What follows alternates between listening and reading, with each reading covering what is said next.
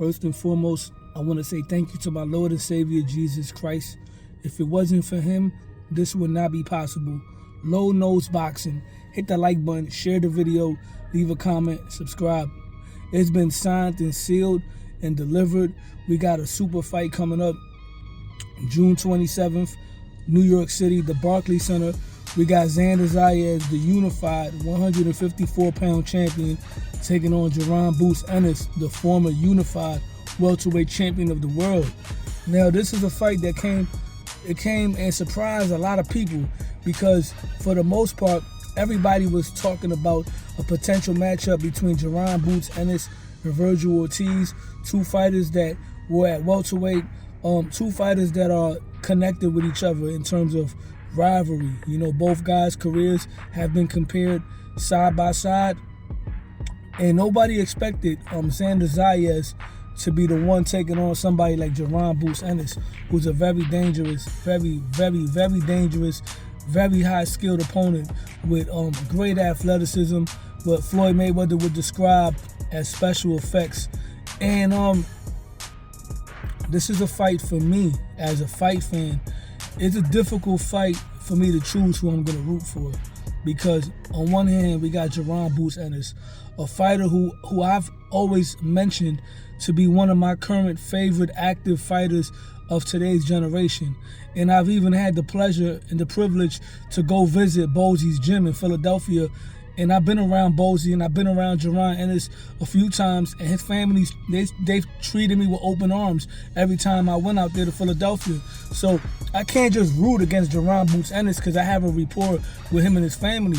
On the other hand, Xander Zias is a Puerto Rican fighter, right? And even though I've rooted against current Puerto Rican fighters, I would like to see a great Puerto Rican fighter emerge finally in boxing.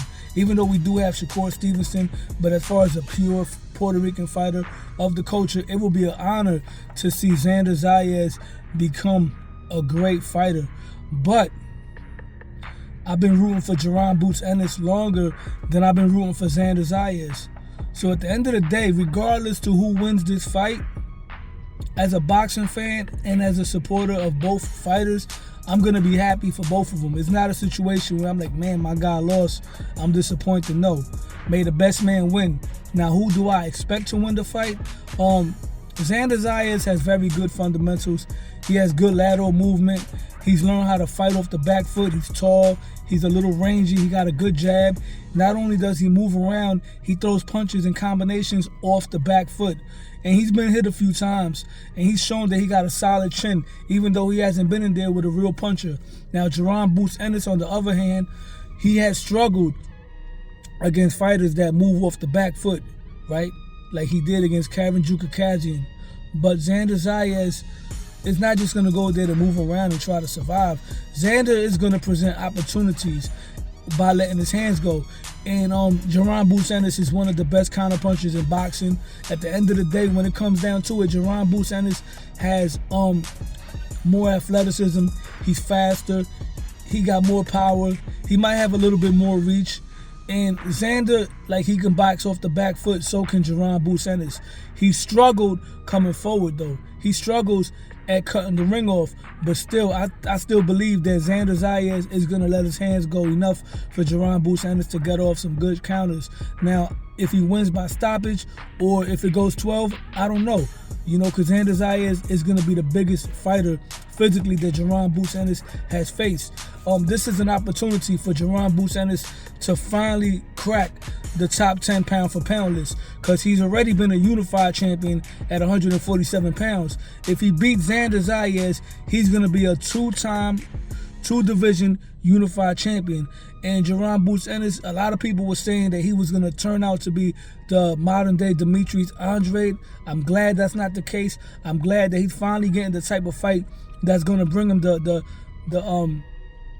popularity and the views and the exposure that he deserves. Now, for Xander Zias, this is an opportunity for him to cement himself as the best active Puerto Rican fighter in boxing. I mean, we've had some Subaru Matias. You know, we got the young guy, Callazo, in the lower weight classes. But this will be the biggest fight that any active pure Puerto Rican fighter has had. And a win over Boots Ennis would probably be one of the biggest wins ever in Puerto Rican boxing history. Now, I know what y'all gonna say. Oh, Miguel Cotto beat Shane Mosley, and Oscar got beat by Trinidad. Yeah, those are bigger wins because those guys are more accomplished. But still, it will be a big win due to the fact that Xander Zias is an underdog. A lot of people are not giving him a shot.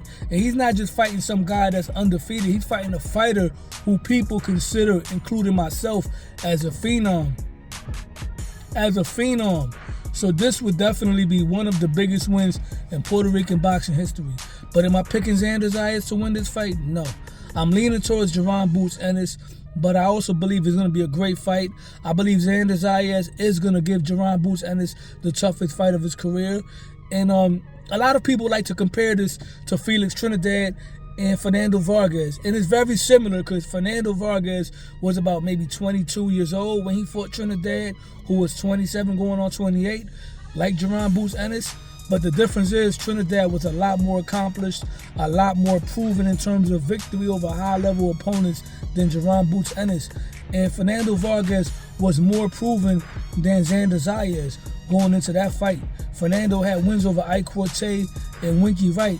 Xander Zias doesn't have those kind of wins. But this is a dangerous fight because Jaron Boots Ennis is not the type of fighter that just beats you. He beats you up. And we've seen what happened when young fighters take a lot of punishment early in their career.